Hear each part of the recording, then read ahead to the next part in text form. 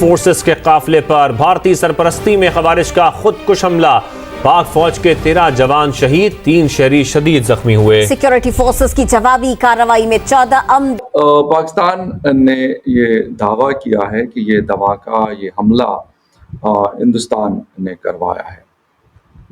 ہندوستان اس حملے یا اس بات کو ریجیکٹ کر رہا ہے، ڈینائی کر رہا ہے کہ ایسا کچھ ہم نے نہیں کیا اور ہم اس حملے کے پیچھے نہیں ہیں۔ اچھا، 2-3 چیزیں ابھی دیکھنے کو آ رہی ہے کہ ہم اکثر PR کے مطابق بھارت کی سرپرستی میں کام کرنے والے دہشت گرد گروہ فتنۃ الخوارج نے میر علی میں سیکیورٹی فورسز کے قافلے پر ایک بزدلانہ حملہ کیا۔ خودکش حملہ آور نے بارود سے بھری گاڑی سیکیورٹی فورسز کے قافلے سے ٹکرانے کی کوشش کی، تاہم اگلی گاڑی میں موجود جوانوں نے بروقت کارروائی کرتے ہوئے حملے کو ناکام بنانے کی کوشش کی۔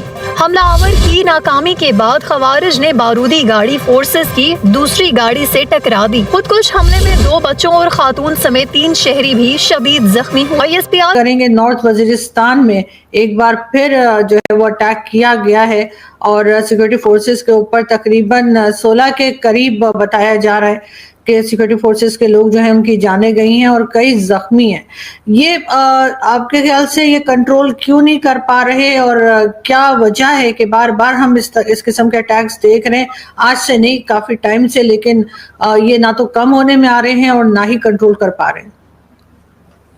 دیکھیے، یہ جو وہاں پہ جو کانفلکٹ زون ہے وہاں پہ یہ لوگ گوریلا وارفیئر کر رہے ہیں۔ یہ جو TTP ہے یا اور اس طرح کے مختلف گروپس جو ہیں، یہ کنونشنل وارفیئر نہیں کر رہے۔ کنونشنل وارفیئر کریں گے تو چند گھنٹوں میں ہی ان کا صفایا ہو جائے گا۔ تو اب یہ چونکہ ایک ایسی جنگ لڑ رہے ہیں جس میں کہ یہ ہٹ اینڈ رن کا جو دوستو، پاکستان نے الزام لگایا ہے کہ انڈیا کی جو گورنمنٹ ہے وہ جو پاکستان کے اندر تقریباً 13 یا 16 پاکستانی فوجی جو شہید ہوئے ہیں، یہ سارے کے سارے جو پلان ہیں یہ انڈیا کا ہے۔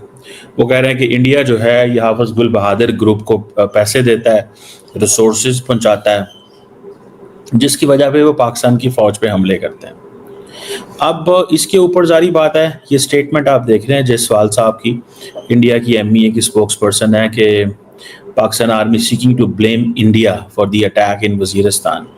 تو پاکستان وہ کہہ رہے ہیں جی کہ ہم اس کو ریجیکٹ کرتے ہیں اسٹیٹمنٹ کو، اور یہ اس قابل نہیں ہے اور ڈیزرو نہیں کرتی، سو آن اینڈ سو فورتھ، جس طرح پھر وہ باتیں ہوتی ہیں۔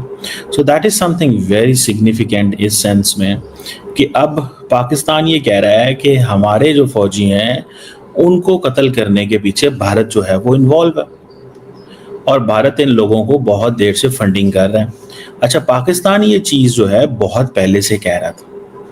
اب پاکستان نے یہ بھی کہا کہ بھارت جو ہے اس نے جو نصیرہ جو فیصل کیا نام تھا اس کا، ٹرین جو ہائی جیک ہوئی تھی، وہ ٹرین ہائی جیک ہونے پہ بھارت نے تو اس پہ کنڈیم بھی نہیں کیا تھا۔ اب بھارت کیوں یہ ساری چیزیں کر رہا ہے؟ تو یہ سیدھی سی بات ہے کہ بھارت سمجھتا تھا کہ اگر پاکستان میں بندے مر رہے ہیں تو ٹھیک ہے۔